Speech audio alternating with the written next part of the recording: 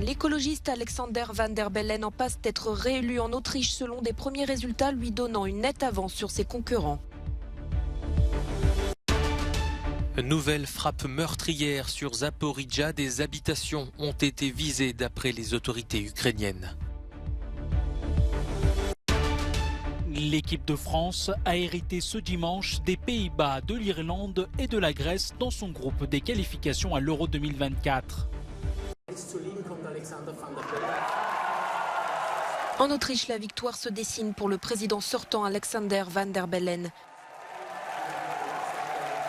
L'écologiste a rassemblé plus de 56% des voix sur environ 73% des bulletins dépouillés depuis la fin du vote ce dimanche.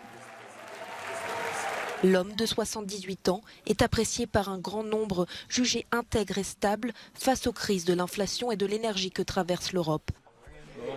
Ce résultat non officiel le place loin devant ses 6 concurrents. Son plus fervent opposant, le candidat d'extrême droite Walter Rosenkrantz, enregistre lui environ 18% des voix. Un écart décevant pour ce parti qui avait failli l'emporter contre le parti écologiste d'Alexander Van der Bellen en 2016. Le médecin et rocker viennois représentant du parti satirique de la bière Dominique Vlasny affiche lui un résultat avoisinant les 8%. Les résultats finaux ne devraient être disponibles que lundi, mais si Alexander Van der Bellen confirme sa nette avance et son score dépassant les 50% des voix, l'actuel président pourrait être réélu sans un deuxième tour nécessaire. Cette victoire serait de bon augure pour le dirigeant du pays alpin en exercice depuis 2016, avant les élections parlementaires de 2024. Alors que la grève dans plusieurs raffineries françaises se poursuit, la direction de Total Energy se dit prête à négocier sur les salaires dès ce mois-ci, à condition que les blocages cessent. La grève a démarré il y a une dizaine de jours, provoquant des ruptures d'approvisionnement à la pompe dans le nord du pays. Je me suis réveillé à 4h du matin pour pouvoir chercher de l'essence. Et là, ça va faire à peu près... ça va faire 4 heures. Si il y a de l'essence jusqu'à 8 heures, ça va faire 4 heures que j'attends pour pouvoir mettre de l'essence. La CGT s'est pour sa part dit prête au dialogue dès lundi. Le syndicat réclame 10% d'augmentation de salaire sur 2022 afin de prendre en compte l'inflation et la hausse du coût de la vie et pour mieux répartir les richesses. Fin septembre, Total Energy avait en effet annoncé le versement d'un dividende exceptionnel de 2,62 milliards d'euros à ses actionnaires. Ces images diffusées par les services de secours ukrainiens témoignent de la violence des bombardements survenus ce dimanche à Zaporijjia. Les frappes ont touché des maisons et des immeubles d'habitation de plusieurs étages, selon le secrétaire du conseil municipal de la ville. Ces bombardements auraient fait entre 12 et 17 victimes, selon les bilans. Le président ukrainien Volodymyr Zelensky a condamné ces frappes, perpétrées, selon ses mots, par des sauvages et des terroristes. Jeudi déjà, Zaporijjia avait été la cible de 7 missiles au petit matin, des frappes qui ont fait 17 victimes. Les bombardements de dimanche interviennent au lendemain de la puissante explosion qui a endommagé le pont de Crimée, infrastructure clé et symbolique reliant la Russie à la péninsule, annexée en 2014 au détriment de l'Ukraine.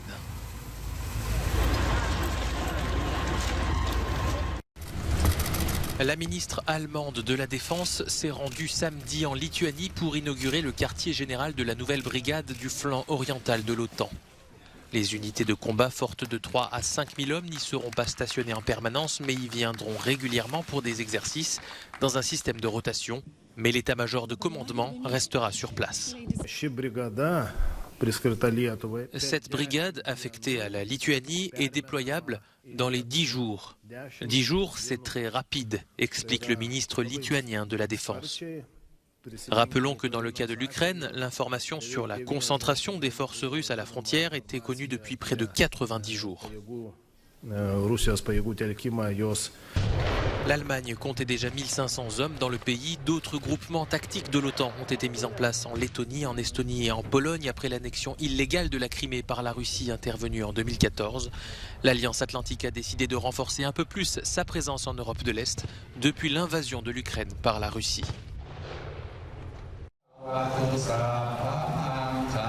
Plusieurs familles en deuil se sont réunies ce dimanche dans ce temple bouddhiste de Thaïlande, 3 jours après la tuerie qui a fait 36 morts, dont 24 enfants. Le temple de Ratsamake est l'un des 3 édifices religieux à accueillir les corps des 36 victimes jusqu'à la crémation prévue ce mardi. Des plateaux de nourriture, de jouets et de lait ont notamment été donnés en guise d'offrande aux esprits de leurs enfants tués. C'est un ancien policier qui est à l'origine de la tuerie. L'homme âgé de 34 ans, armé d'un pistolet et d'un couteau, a débuté son périple meurtrier dans une crèche du district de Naklang, dans le nord du pays. Il a ensuite pris la route et renversé des passants avant de rentrer chez lui, de tuer son épouse et leur fils et de se suicider.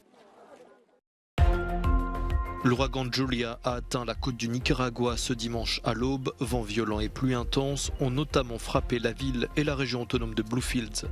Au moment de toucher terre, les vents atteignaient 136 km/h.